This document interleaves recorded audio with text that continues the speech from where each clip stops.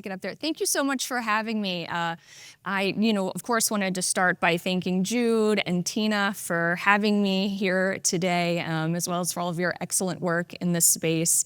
Our courts are very visible in the United States, and their legitimacy and trust in our courts are very important. They're an essential part to democratic governance.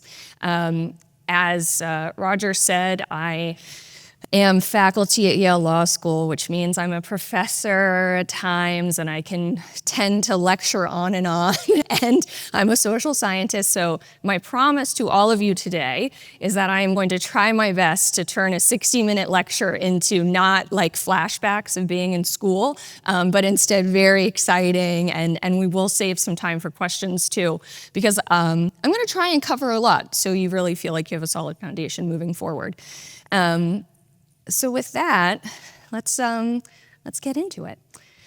So my topic today is going to be trust in the courts.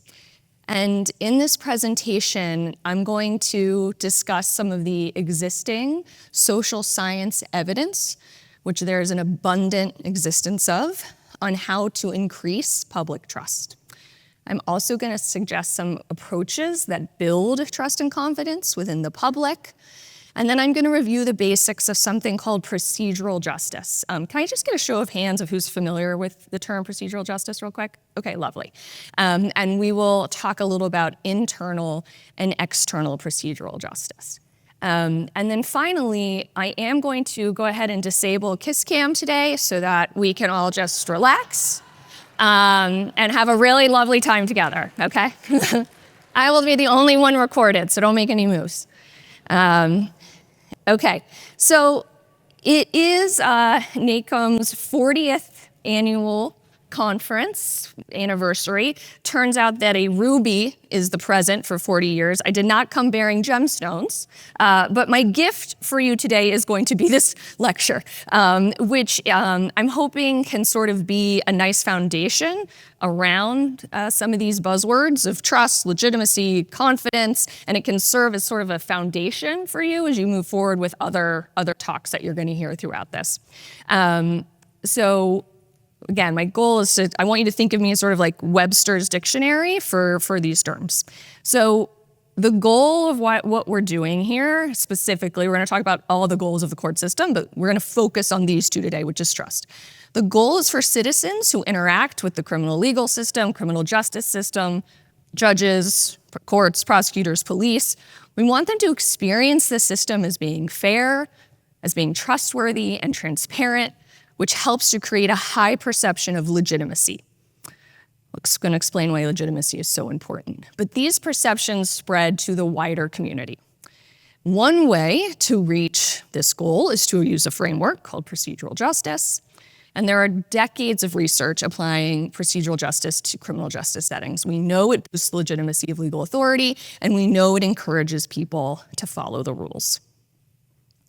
So, what is popular legitimacy? Basically, people are more likely to follow the rules if they believe those rules to be legitimate, transparent, fair, trustworthy. And there are three elements to this.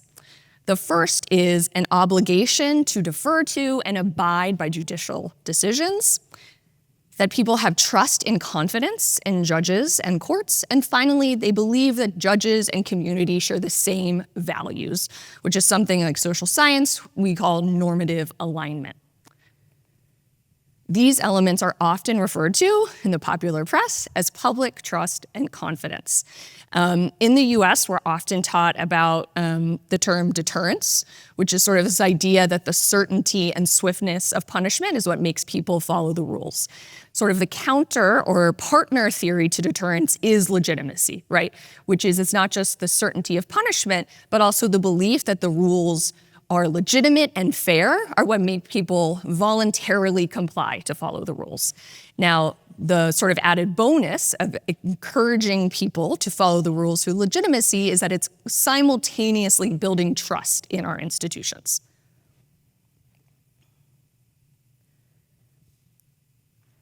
So this is important because I just kind of want to share general views about why legitimacy matter. So I am a social scientist. There's going to be some graphs, but I made them so simple, and I will explain them as I go, okay? I want you to pay attention to the blue bar graphs, okay? So blue represents legitimacy, and then we have orange, which means people believe it's lawful, and then effective. And so what I'm showing you here is that when people, their behavior is influenced most by legitimacy. So this matters because we want our systems to run more smoothly, right? We want courts to run more smoothly. We want people to comply. We want people to report crime. We want them to come in and testify when we ask them to. And we don't want them to perpetuate violence. And the thing that is the biggest influence of their behavior in doing all of these things and making our system run smoothly is if they view that system as legitimate. Not that the rule is lawful, not that it's effective, but actually legitimacy is the greatest predictor of this. And this is where we get to trust. Why do people trust? We really still need insight on this. You know, our court users, we need to know what research on how people evaluate their experiences. Can they tell us that so we can be more helpful? What do people want? You know, sometimes we'll talk about court users as like a customer service model, which is interesting because they're not buying anything, but they are coming in and out and they're having an experience. And we sometimes sort of forget to ask people about their experience. There has been, over the last, I'd say, 2 decades, a real push to measure people's perceptions of their experience. You might see an iPad in a waiting room. You might see a survey go out. But all of this is important. If we want to increase trust, we really need to understand what do people want. Procedural justice gives us a great framework on what people want.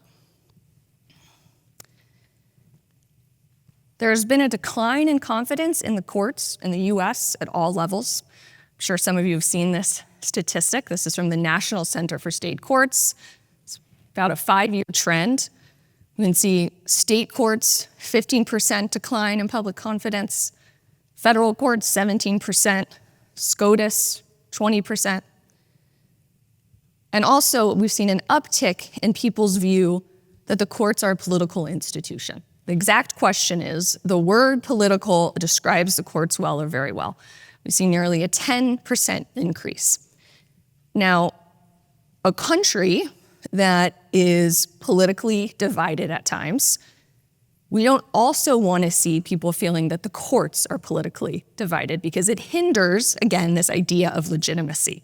We want the courts to be able to remain neutral and trustworthy because it helps with our pillars of democracy. So when we have these two things combined, dipping public confidence, perceptions that courts are becoming more political, it sort of just puts like a fire under us to, again, buckle down on how we build trust. So, what does this all mean for you guys? The good news is that justice includes both process and outcomes.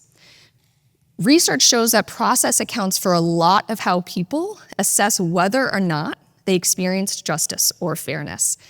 This is a little counterintuitive. Some of us think that most people who are moving through the court system are really focused on outcomes, right? And we'll talk more about outcomes.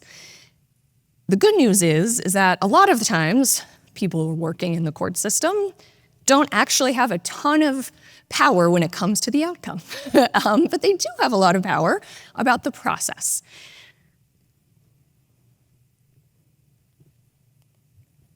And so they're going to talk about 3 different goals for the court system. The primary goal, the first foremost goal, is the courts to deliver substantive justice. Court actors are using their legal training and experience to properly conduct proceedings and make legally appropriate decisions. So that means our expert legal authorities are showing up and they're doing their job the way they're supposed to. They're deciding cases fairly, quickly, uniformly in the light of law. So this is our primary goal of the courts. But we have a secondary goal. And that's that people feel they received appropriate, fair handling of their case. We think back again to these slides about legitimacy. The benefits of this are parties accept and abide by decisions. The parties do not appeal. The process encourages positive views about the judge and the courts. So we've got primary goal, secondary goal, and then we have a systems level goal, which is we get broad support for the courts as an institution. And this matters because, just to state the obvious here, we want people to view our justice system, whether it's criminal, civil, is that it is operating efficiently. So the generalization is we view the legal system as legitimate. That makes us more likely to follow rules later on in our lives, and that increases our trust in the government, which makes everything run more smoothly. So what most strongly impacts a court user's experience? There's sort of three things. The first is outcome favorability, winning or losing. Were they guilty? Were they not guilty? So predictor of whether or not people are going to say they had a favorable experience. The second thing is outcome fairness. So whether people get what they deserve, right? So that might be the sentence feels appropriate to the crime, something like that. And then the third thing is procedural justice, which is whether the proceedings themselves were fair. Was the process fair? Now, procedural justice isn't a new idea. You guys are celebrating your 40th anniversary. Procedural justice is celebrating its 50th here in 2025. We are going to have a procedural justice at 50 years at Yale Law School this fall. If anyone is just really psyched on this, reach out. Love to have you. But this body of work develops from research showing that how cases are handled has an important influence upon people's evaluations of their experiences, and that procedural justice influences short and long-term acceptance of decisions. So that means in the moment, they might not have the outcome they wanted, but if they felt heard, they felt the process was neutral and transparent, they're more likely to go ahead and walk out of there feeling satisfied with the experience, and then tell you 1 year, 2 years, 3 years, 10 years later, yeah, I had an okay experience. They remember that process and how they felt moving through it more than they end up recalling the outcome. So procedural justice is a way to shape legitimacy and behavior. Belief that the courts exercise their authority in fair ways means they accept the legitimacy of legal authority. And again, we get deferring to court decisions, accept and obey the law, and supporting of legal institutions. Got another graph here for you. Again, I want you to pay attention to the blue here. All I'm trying to show you here is basically how personal interactions, micro everyday interactions on a personal level, expand to create an overall view of the courts and of the justice system as legitimate, okay? So we have people's personal experience. You can barely see outcome desired and lawfulness, but really all you need to see is blue, right? So if people have an interaction with police, the biggest indicator that they're going to say, just based on that personal interaction, the number one predictor that I feel like this process was legitimate was if I was treated procedurally fair. Process was fair. And that holds true for the police and doubles almost for the courts. And this holds true against some of our most vulnerable populations that are moving through the system.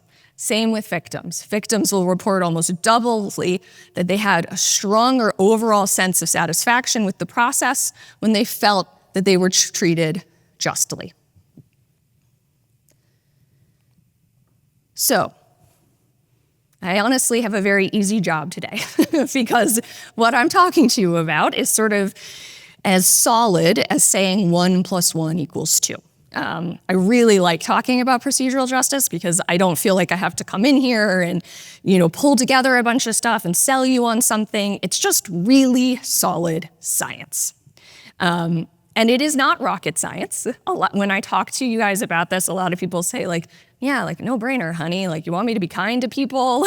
It's not anything that's really gonna make your head do somersaults. But a quick web search shows me 11,000 scholarly papers on procedural justice, nearly 1,800 specifically on procedural justice in court settings.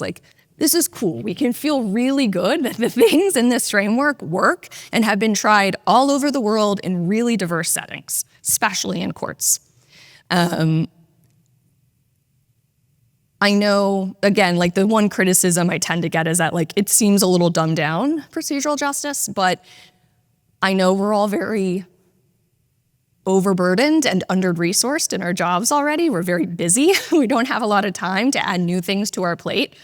So again, the good thing about this is like, I'm not gonna ask you to do rocket science on top of your already busy, really intense day job, okay? I'm actually gonna give you something that should feel like you can map it onto the work you're already doing in an intuitive way, and then use it as a management and organizational framework as problems come up to apply those problems moving forward and not have to think, oh my God, let me remember legitimacy theory and what this means for trust, and I know she showed me a bar graph. Like, no, we want it to actually feel really easy. So the key research finding behind procedural justice is, and I'm gonna do this sort of messaging thing where I just say the same thing 3 times in a row because someone told me 10 years ago that if you repeat yourself 3 times, people remember it. Still trying that one on my boyfriend, but we'll see. Okay, so how people and their problems are managed has more influence than case outcome upon key issues like. Let me think that again. So how they are managed influences perceptions more than, so they're more likely to accept and continue to abide by future decisions. How people evaluate the judges, the justice system, people's general everyday compliance with the law, and then cooperation. They're more likely to come back to bring disputes to court, to act as a witness, to participate in our democracy as jurors. And we talked a little bit about deterrence. The difference is deference, right? Which is the focus is not really on compliance at all, but it's on willing and voluntary deference. Will the person defer to authority because they believe that authority is legitimate? Will they not contest or appeal, but will instead follow that decision? And will they not then feel angry at the court system or the judge because of the process of how they got to that final decision?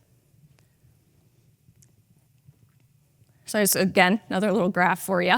This time we're going to pay attention to gray, the gray bar chart, which is looking at procedural fairness.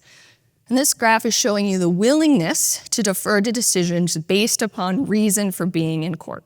Okay, so people who are being brought to court as a plaintiff, people who are required to come to court as a defendant. So we have our blue is outcome favorability. This is getting the outcome they want, guilty, not guilty. Our overall fairness. They felt like there was a fair outcome. And then the last one is the procedural justice, the procedural fairness. Again, that's the strongest predictor of people deferring to what happens in the court if they feel like the process showed this. And this extends to evaluations of the judges. Same thing. Highest predictor of a strength of connection here is procedural fairness and how they trust their judge, how they defer to the judge's rules. Okay, we're gonna start to kind of shift into the meat and potatoes now, which is how do you build trust? How do authorities build trust? These are the 4 tenets of procedural justice. I'm gonna go through each one individually, but we'll just start with a quick recap. The first is neutrality, which is decisions are unbiased and guided by transparent reasoning. The second is respect. Everyone's treated with respect and dignity. Voice, all are given a chance to tell their side of the story. And finally, trustworthiness. Decision makers convey trustworthy motives about those impacted by their decisions. Why does it work? So, in disputes, just basic, unfortunately, not everyone can have what they want or feel like they got what they deserve. But people can all experience a fair procedure. Everyone can have a voice. Everyone can feel listened to, have their needs and concerns acknowledged, considered, and if people feel listened to and taken seriously, they focus less on winning. This is not about being happy with losing.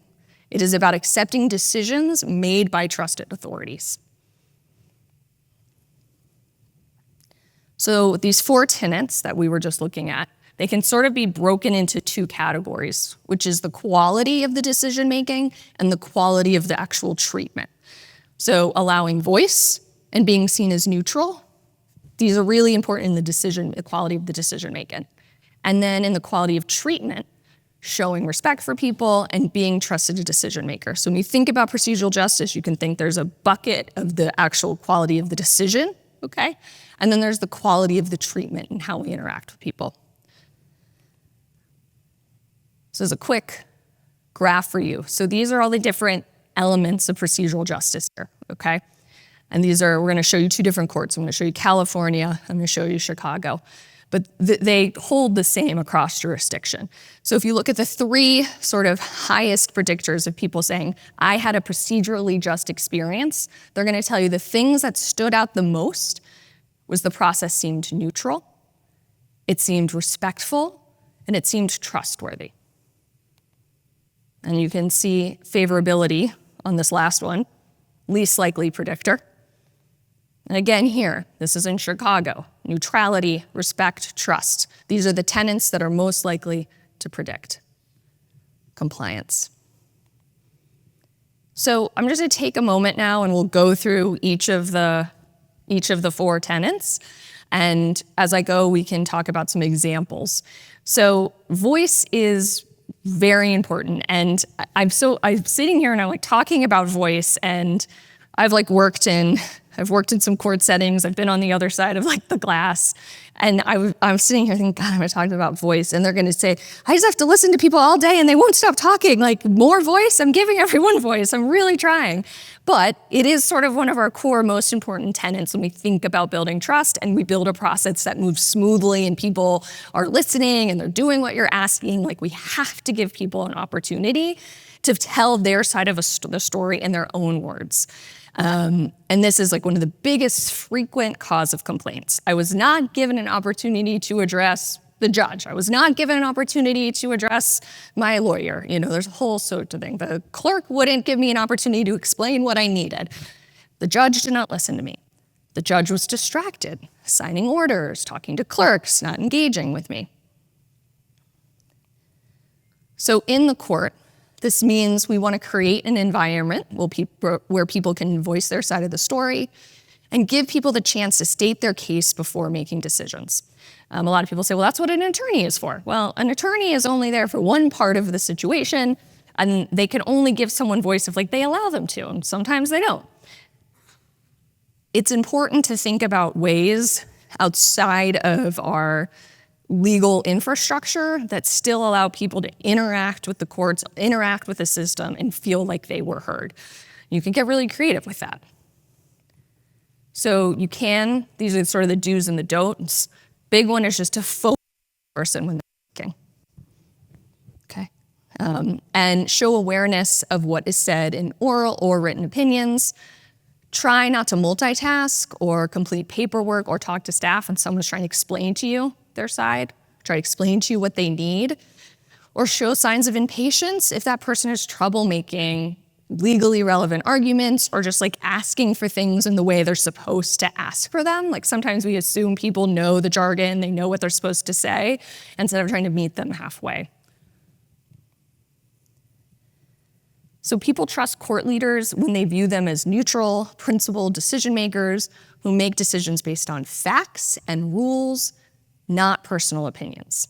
And they apply those rules consistently across people and over cases. So it's this idea of over time, over people, that the same decisions are showing up this over and over again. Aspects of neutrality include procedures that are fact-based, unbiased, consistent. They're not shaped by one particular judge's ideology or someone's personal interests, and they're not tilted in favor of special interest. One of the sort of issues we bump up to this, especially in court settings, is there's this actual neutrality versus perceived neutrality. And basically what it means is that people involved, all of us, we know how decisions are being made. We know the decisions are neutral. We know there's a worksheet. We know this is just how long it takes. We know there are rules and laws we have to follow. But the people interacting us, like, they don't know those things actually, and they need some explanations. So the neutrality needs to be true, but it also has to be seen as true by the people involved. So sort of talking about facilitating the understanding of those procedures. An important part of communicating the neutrality of procedures is to provide information about what those procedures are.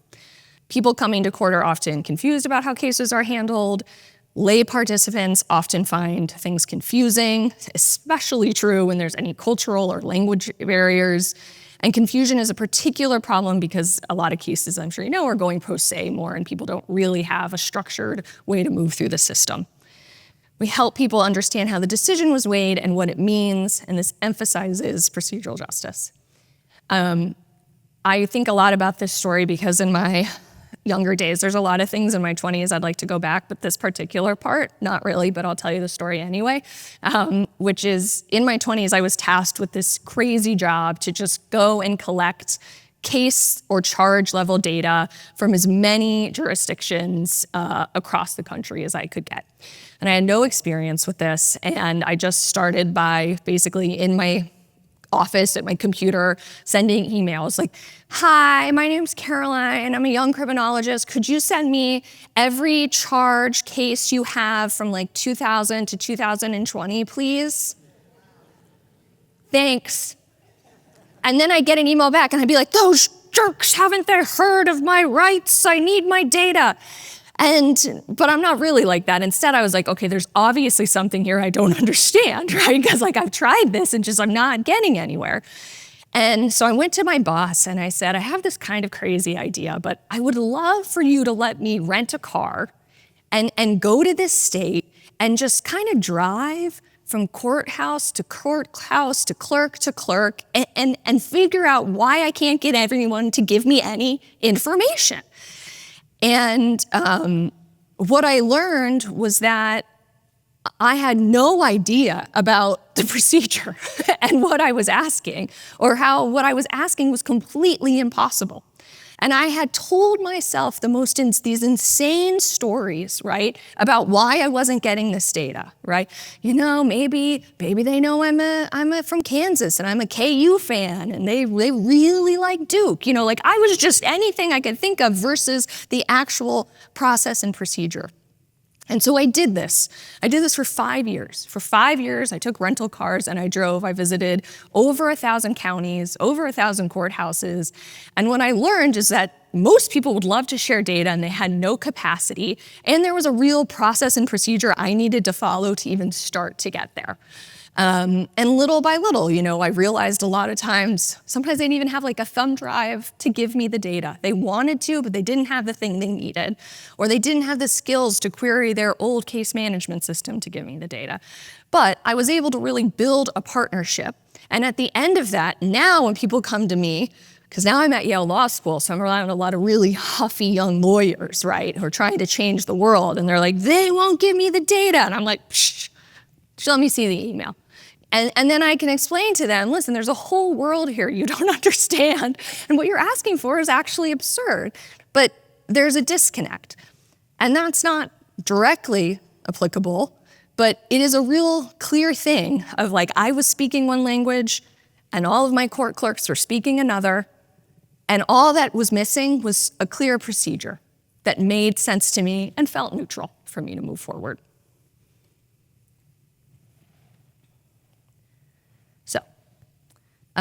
I know some of these make sense in the context, some don't.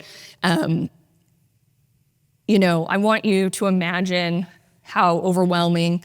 I know if some of you work in large cities, large courtrooms, it does feel really opaque. It does feel really hard to even figure out what room you're supposed to go to. I'm sure you all have empathy for that experience. You know, it's important to explain what will happen, what is expected of the person before and while decisions are being made. You can have a brochure on court procedures. A lot of courts have these already, easily replicable, happy to share them. Some of the bigger courts have help desks, you know, and literally the only job is to just sit there and help people move through the system, answer questions. it always blows my mind. I don't know how many people have been to New York City and Grand Central Station, Grand Central Terminal. And right in the middle of Grand Central Terminal, millions of people going in and out every day, there's a help desk. And it just cracks me up, And sure enough, there's just someone sitting there in the middle of Grand Central Terminal being like, yeah, honey, you need to take this subway? To Brooklyn? Yeah, nope, come here. And I think if we do that in Grand Central Terminal, if people from all over the world figure out how to get them on the right subway with 1,000 trains moving in and out of there, we should make an effort to just help people understand how to move through their courts. At the hearing, explain how the decision is being made, what are its implications. Afterward, be clear about what is expected of parties. So neutrality, do and don't. Give an explanation. Be transparent about how decisions are being made.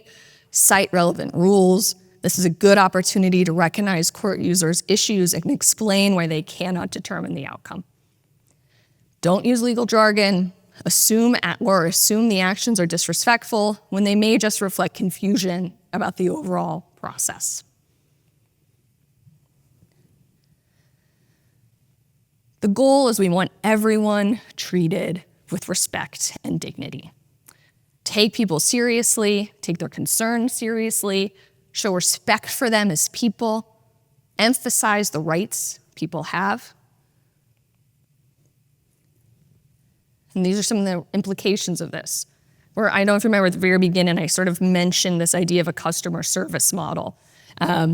Courtesy, politeness, adopt a customer service perspective. I know one of the main topics of this conversation is collaboration.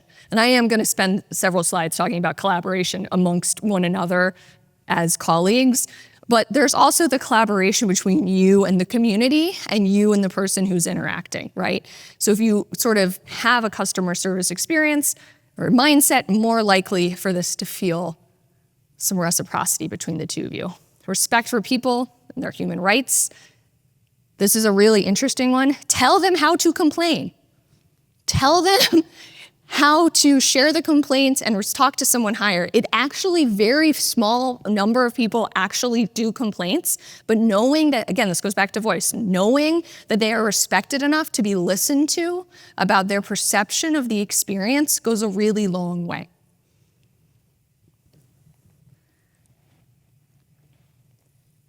Personalize and humanize the interaction by making eye contact, addressing the person by name if you know it, and sitting together when possible. Don't use impersonal or stigmatizing terms. Act like the person has bad motives or criminal character. Last one of our 4 tenets, trustworthiness. Studies consistently show that the central attribute influencing public trust and confidence is, does the person think you're a good guy or a bad guy? That's what it comes down to. And people pay attention to, are you listening to me? Are you taking me seriously? Are you trying to do what's right for everyone involved? You can demonstrate that you are listening and considering, when possible, taking account of people's needs and concerns. So these are just a list of some other things. Eye contact, acknowledge them, express awareness, show empathy, take adequate time to consider, treat them seriously, demonstrate that you considered what they said by referring them to someone who can be more useful. Let's put these up here for you. Show an awareness, acknowledge their challenges. Someone says, walks in and they're all huffy up in your face, right? I've been walking around for 30 minutes trying to get into this building. You can say, oh, I remember my first day. Glad you're here now. Let's talk. Verbally or not, don't show indifference or disinterest. Show disrespect or coldness when speaking to other parties. Seem rushed or dismissive. So I might have a small spoiler alert if someone hasn't seen Superman yet, but I guarantee you it's not the big part of the movie. But I like to, when I talk about trust, I often talk about something called the community bank of trust. Everyone understands the idea of a bank account, right? So if you have a bank account, it's at zero, and every day you put $1 in the bank account for 100 days, you're gonna end up with $100 in your bank account. Great job, you're positive. Your bank has a positive integer. Is that the right word? Anyway, then something bad happens, and it's an emergency, and you write a check for $101. Well, now you're negative. So even though you spent 100 days building a positive balance, one movement, and now you're negative. And to add insult to injury, you're gonna get charged a fine, because that wasn't very trustworthy of you, was it? You stole $1 from us. So now not only are you negative, you're negative an additional 30, so you're negative $31. And this is how we have to think about trust, is every day we move a little bit to build trust, a little bit to move trust. And it's just these tiny little positive forward momentum. One negative withdrawal sets us back so far. And I was watching Superman, and I was thinking, this Superman is the community bank of trust. Every day for years, he shows up and he tries to save Metropolis, right? He does the right thing day after day. He lets them call him an alien. He lets them beat him up. He doesn't care. He shows up. He's trying to make the world a better place. Lex Luthor comes in, talks a little smack. Everyone hates Superman. And then he has to start all over again, building trust, trying to do the good thing, telling the people who come to him day in, day out, I am here to help you. I am trying to make this place better for you. And I feel like that's what it feels like sometimes to work in this setting. You have to be like Superman and not give up. Okay, we've reached the 7-inning stretch.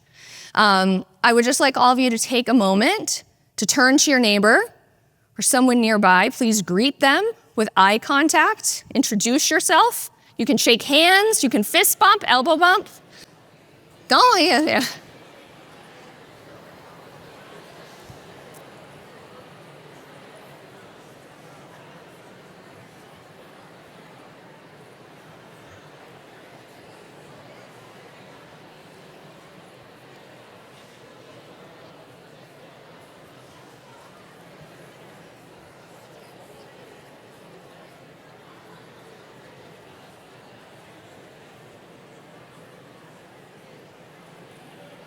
Great.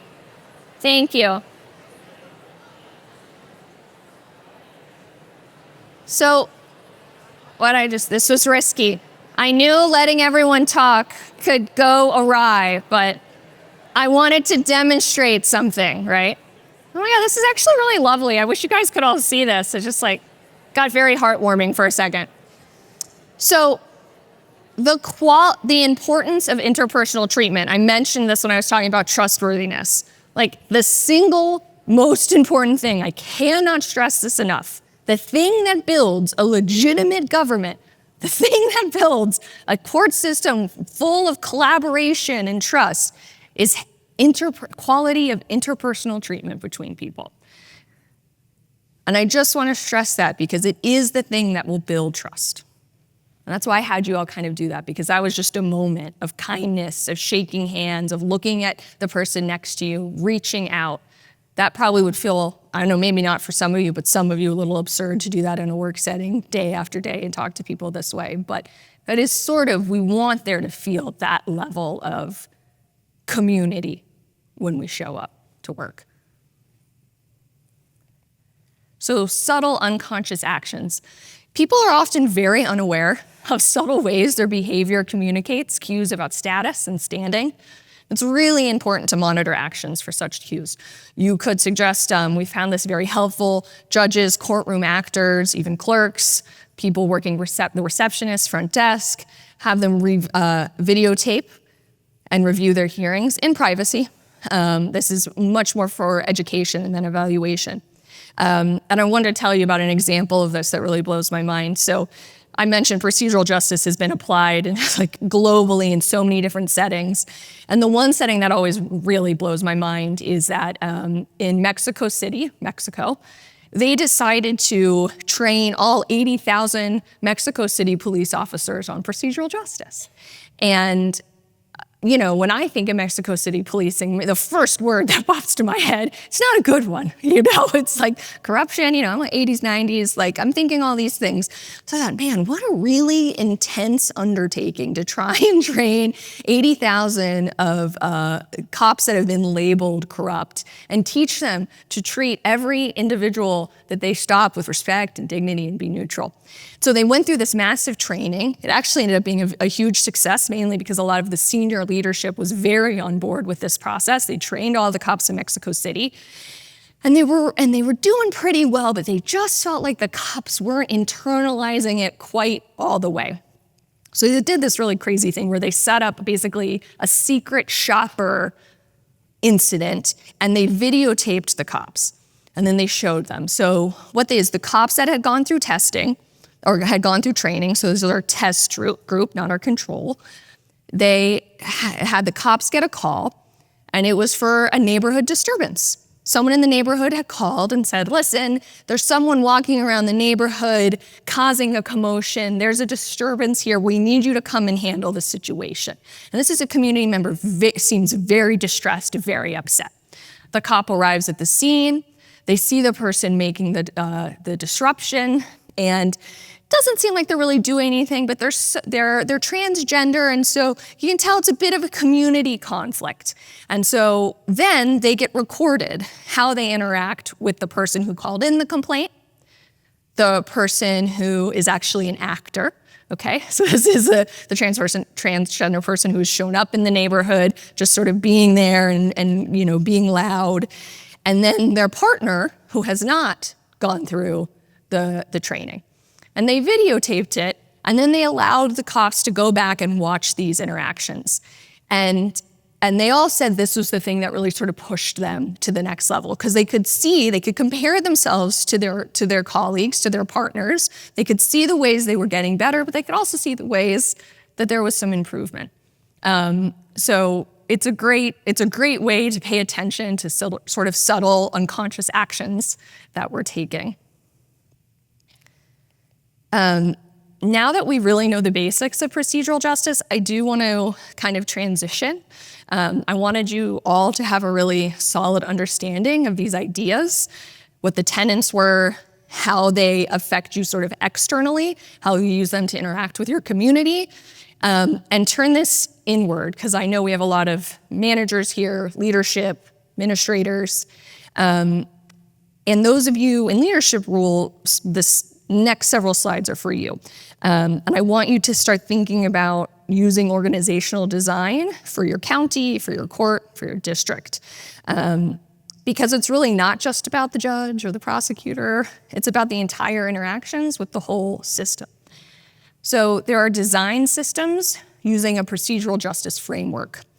And studies suggest that people are influenced by treatment from all types of authorities, okay, sort of start to finish.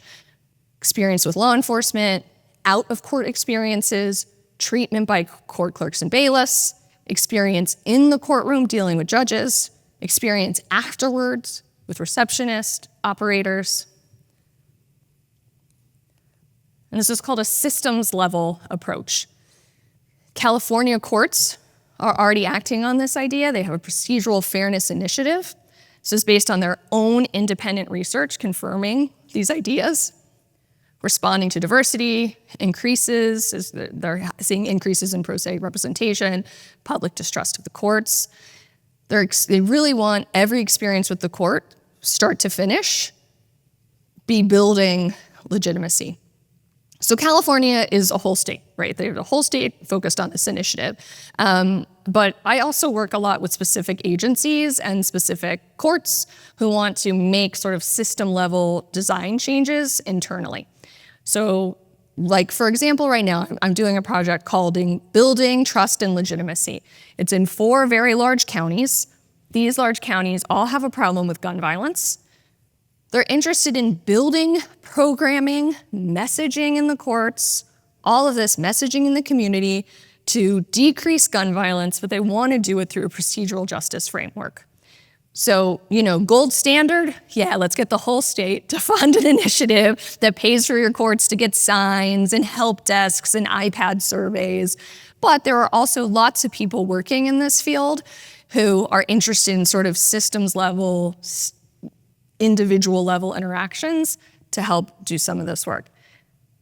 I'm not sure this is particularly useful for anyone in the room, but the National Center for State Courts has a great website, proceduralfairness.org. There are some materials on there I'll point you to. I also wanted to flag this. Now that you all know the basics of procedural justice, you understand your buzzwords and your theory, there's a super session tomorrow at 8:45 with Emily LaGrada. Emily does training on this work all over the world. She's going to do a very hands-on, sort of creative, I think there are worksheets where you'll be in small groups actually building out different things you can do in your home courts. So I'll just throw that out there if you feel like now you've got the basics and you wish you could sort of spend another hour really applying this to your own areas. I want to talk about this framework that I've been developing for elevating trust, and it's a problem-solving framework, and this works both internally and externally. So first of all, it requires what I call an acute problem diagnosis. So you have to be able to look at your court, and you have to say, I have a very specific problem. Maybe that problem is people are congregating in the same area of the lobby and it's very much affecting the flow of traffic. Or we're having a big problem that we aren't getting communications to people quickly enough. Maybe we're having a problem with FOIA requests and we can't fill them quickly enough. The goal here is to identify your acute problem and then think of your 4 tenets of procedural justice and figure out where the underlying tension is. Okay, so we talked about the FOIA thing. If I were to look at my wheel, that to me, FOIA feels like a transparency issue. People don't understand why they can't get the information they want, why it takes so long. So you take your problem, you do your underlying attention, and then you use your framework to problem solve. And this helps because, again, the whole goal of this is to building trust. So instead of doing this sort of reactive problem thing, ooh, we have a problem, let me put the Band-Aid on it and get things back to work, you're saying, okay, let me step back. Let me think about the goals of the system. Let me think about how I can use theory for a minute, and it's not rocket science, to fix this problem and move forward. So once you know this framework, it's a great way to allow you to sort of independently solve your procedural justice problems without having to rework everything every time. So we've talked a lot about external procedural justice, which is how we all appear to the outside world looking in.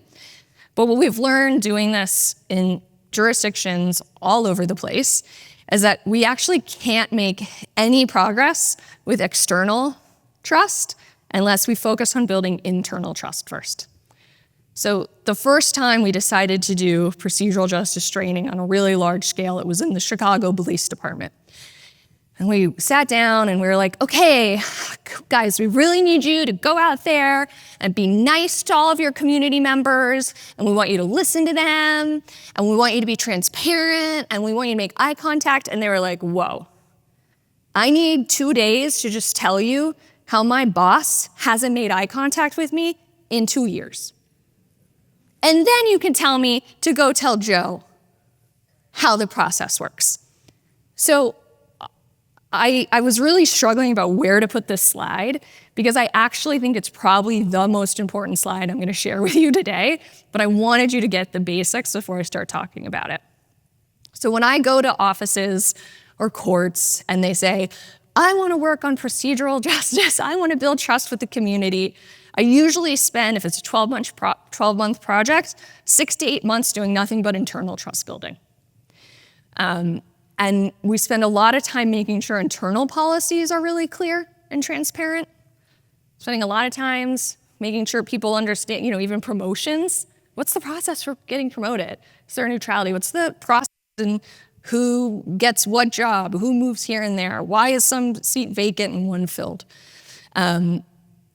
for our users and the community to experience the tenets of procedural justice, we really need to feel this in our daily lives. And working in courts is extremely high-paced and stressful. And I've heard the joke is busier, holier than thou, but busier than thou. And that is really true with these environments. So we need to, all of sort of the leaders in the room, when we think about building teams that are able to show up and treat the community well and ask and try and uphold trust, that they feel they're getting that in their day-to-day jobs as well. This is a quick, it's kind of fallen off of there, but we did this with the Salt Lake County DA's office, and we did pre and post surveys. So we went in and we asked the prosecutors, it's a very large office, and not just the prosecutors, but we actually asked everyone in the office. The front desk receptionists who had been there, the law clerks, the legal aides, everyone, the secretaries, all kinds of staff, leadership, and we asked them questions about general well-being, including all these measures around stress. And we found out that when we spent 8 months working on internal legitimacy, that their stress levels went down and down and down. And they felt like they were actually able to show up a little more for their clients because they weren't leaving an office that they had them at an 11 before they went out to meet with their community.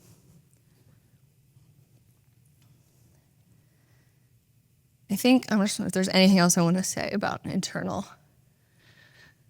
I'll leave it there. I want to leave some time for questions. So I just want to do two really quick last slides. We might have time for one question. I want to flag that the future of trust in courts is only going to get more interesting as we move forward. We're going to be seeing the introduction of AI into a lot of our work, into legal proceedings, increased remote hearings. We're seeing a lot more of this already in the UK. And at a time when trust is an issue, we're seeing that these things are actually further deteriorating trust. So it's something to think about as we embrace this great new technology, how that's going to affect an already eroding level of trust with some of our systems. So to summarize, trust earned through everyday personal interactions will have a broader impact on system-level legitimacy and overall public confidence in the courts. There is abundant research on how to build trust. Procedural justice is a great mechanism for managing a court while also building trust and legitimacy. Using an organizational management style that utilizes internal procedural justice practices will help your teams. And that is it for me today, everyone. This is I'm good on time, right? Did I do this right? Okay. There's a QR code to the website, my contact information. And I don't know if anyone did want to take time a question, or we can wrap up. It's up to you guys. But thank you so much. You're a really very attentive audience. I appreciate it. Thank you.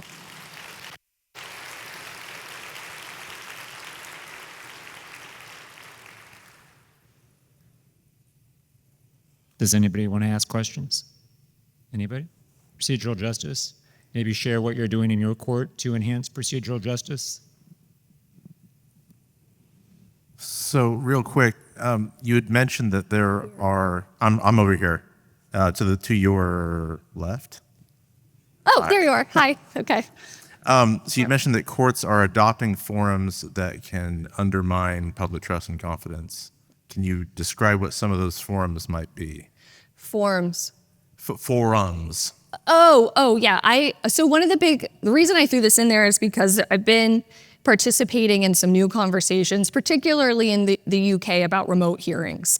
And just this idea that it seems really intuitive, right? We think people want sort of swiftness of mediation. So we'll put them in a remote hearing. But when we're surveying people and their experience, it's not super complicated. Basically, they're reporting it feels less fair. And we have some ideas about why that might be. There's a lot of visible cues and signals in a courthouse that make you feel like something is important is happening. courthouses are usually beautiful, and you have like a feeling, and you can see the judge, and like there's this interaction. So what started from this idea of like, listen, let's like get people justice faster, but we didn't ask people ahead of time, like if that's what they wanted. Now they're going through the process and they're saying like, oh, I actually ended up feeling like the process was more confusing. I had less opportunity for voice because I couldn't just say like, hey, excuse me, the Zoom ends automatically. I'm in a waiting room and then I'm there. It just leaves people feeling the whole thing is unpersonal. And we just talked about how the number one predictor of this is this like interpersonal connection. So it's really complicated because I see how quickly like England is moving to remote hearings, first with civil, and I think it's going to keep amping up, and it's going to have, I think, some negative repercussions. Yeah. Hi, Caroline, over here. Oh, hi. Hi, David Slayton from the Los Angeles Superior Court. And we, you may know, we've just recently done some work with Stanford. Yep. Would encourage anyone to read the report that we did, but it talks a lot about the feelings of procedural fairness, especially in the area of evictions. Of what, sorry? In evictions. Evictions, sure. And just to sort of comment on one of the things that we're doing, since Roger asked, is something as simple as redesigning we sent out a courtesy notice of an eviction filing. And if you look at the version that we've been sending out, even a Yale law professor probably couldn't understand exactly what we were trying to tell them. And so we're trying to make that to where it's a lot easier to understand. And I think something as simple as that, helping people understand what it is, should have a big difference. But we'll see. Mm-hmm. We'll continue to test it. But that's great. Things like that are important. Yeah, we find we do a lot of letter rewriting. Like that's like one of the first things we do is we go back and look at like existing forms and letters, and they'll say, oh, we've been sending the same one for 30 years. And like, ugh. And like, it seems like such a low hanging fruit to just have someone like rewrite a form letter that is more clear. Anyone else? Oh yeah, okay, sorry. I don't have anywhere to go, so. I'm gonna put you on the spot. Talk about how the trust that you're talking about and how there's been the decline in the trust. Mm-hmm. Talk about the politics of it, because really the politics of it is how judges are chosen, whether they are elected in primaries, whether they are chosen by the governor or the president. I mean, that's really where the problem is. And regardless of what side of the political spectrum you're on, you're not going to trust that person who was elected or that person who was appointed because, oh, they came from this society or they were picked by this particular political person. So that trust the distrust is really a function of how our judges are selected. Yeah, and I'll just say that one of the critical perspectives of procedural justice in general is sort of this, right? That it doesn't actually address maybe some structural problems with the way the system is designed and how judges end up in their seats, right? So they'll say, that's great. You can like talk all day about, how to be polite, but if so an extreme person would say, but if the system is rigged, does it really matter if you're nice while you're doing like someone else's dirty work, something like that. And I think what matters in this case is we want, again, the process to feel fair. And there's been a lot of talk, obviously about elections and everything that gets us from point A to point B. But the goal, whether or not there's anything we can do about the political nature of it, the goal is that we do want the process to feel really fair. So even if you do end up with a judge who is going to make their decisions based on who appointed them, everyone else along the way, even if the outcome is less favorable, we'll hopefully have them step away and say, listen, like, I'm not feeling good about the judge, but I did feel listened to along the way. I didn't know how this is supposed to. So it's almost like a counterbalance to that and helps us preserve some bit of legitimacy to the process, even if that interaction leaves a sour taste in one's mouth. Does that make, yeah. Hi. Hi, so I'm curious to go back to the remote proceedings discussion a little bit. It occurs to me that analyzing fairness may become more complicated with increased choices. So you talked about or alluded to how certain aspects of remote proceedings may result in people feeling like the outcome is less fair, but that's in a world in which someone doesn't have a choice. Historically, you have to show up to court. Showing up to court has, we know, significant impacts on people's lives. And the support position for increasing access to remote proceedings is to lessen those impacts to increase access, right? So does the analytical lens for procedural fairness or justice need to broaden when those choices become available? Because you get into this complicated question of, well, is it more fair to increase access, or is it more fair to give someone the perception that the outcome is fair? Does that make sense? Yeah, it's a really good question. And you actually just sort of like answered your own question, which is what our recommendation is to just let people actually choose which they would prefer, right? Would they like to do a remote hearing, or would they like to come into court, right? And and be able to sort of swap between that decision. So if they do their initial appearance online and they don't feel great about that, they have an opportunity to say, you know what, I'm actually going to make the choice to come in moving forward. And it's the same, we've started to see a little bit of some AI bots helping moderate and mediate. And we'll let people choose, okay, and then we'll measure. All right, so this time you got to use AI to help you. This time you used, and we gave you an AI tool that was actually designed by your own court. And then this time we're going to give you an AI court designed by, Tyler Technologies, and you tell us which felt more fair to you.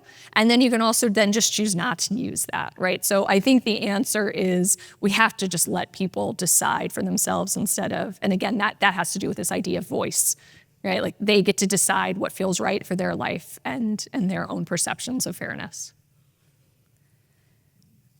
Okay. Caroline? Yes, oh, hi, Judy. I have a text question that came in from a person that represents the Municipal Court Association. Most of the courts are 2 to 5 people in number. And they say, you're citing mostly large court systems in terms of this. Where would you recommend the small court start this type of initiative? That's a really great question. I'd love to talk to them and see if I could just sort of do that like acute problem diagnosis. I do think that that's the best way to do it, is to just sit down and even make a worksheet, and on your worksheet do trust, respect, voice, neutrality, and then see if you can list some things that you feel like are causing roadblocks. Even if they're small, even if they're letters. Like we've really found that, again, this is every court, even small, has mailings that they're sending out, and they do just need to be reviewed occasionally. That's one thing. We've also, with small offices and courts, worked with do they have even just a mission statement that aligns with their values? That's broadcasting how people feel. Do they have a way for people to share complaints, even if it's small, and do they have a way to respond to that? So I would just recommend sort of starting with this matrix of the themes and seeing if they can find any problems under there and just go from there. Hi, Howard Gentry, criminal court clerk, Nashville, Tennessee, over here. Oh, hi. Hi, we met in the lobby. We met in the hotel. Well, I hate to ask this question. I'm going to go back to the question that was asked about appointments. Is it fair to say that this study and this process was actually done prior to the circumstances we find ourselves in now as it relates to activities that cause us to not trust the system as much as we probably should and could? And is it possible that it might need to be looked at again in the times that we're in to help us to navigate and also respond to the public based on circumstances as they are today? And in a period that has the perception and the appearance and the reality that the justice system is not as safe as it used to be, and as subjective as it used to be and objective as it used to be. Yeah. Yes.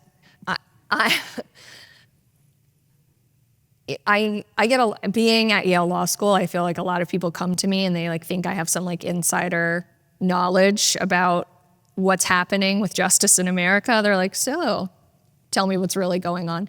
And I think the truth is that we're all maybe flying a little blind right now. As far as this research and these sort of every 2-year polls about trust and legitimacy in political institutions, I imagine those are going to keep going. And I don't suspect that we're going to see the trend slow down. Based on my surveys and my work, I think we're going to continue to see a lack of trust in our court systems, state to Supreme Court. One of the things that I started a lot of this work with police, and one of the things that I find really interesting about when we ask people about perceptions of police is that people will say the job of the police is to keep us safe. And if you look at trends in sort of safety in the United States, our country has just gotten safer over many, many generations. Like our violent crime is down, and it just goes down and down, and it has forever. But if you measure satisfaction with the police and trust in the police, it has maintained the same sort of low baseline or even decreased. So I think part of it is there's like a misalignment when it comes to police and courts about what we think the public is asking for, right? Like the police think that what makes people happy is safety, but they're telling us year after year and year because their satisfaction isn't going up, even though our safety is getting better. And I think it's the same with the courts. We're asking people these questions about confidence, and we're just doing things the way we always do, but the numbers aren't trending in the right direction, which is why I think it's really important to talk about things like rearranging the goals of the system to not just be a favorable outcome or justice, but for the goal of the system to be trust and to be legitimate. Caroline, hi. I'm Stephanie. I'm from Florida.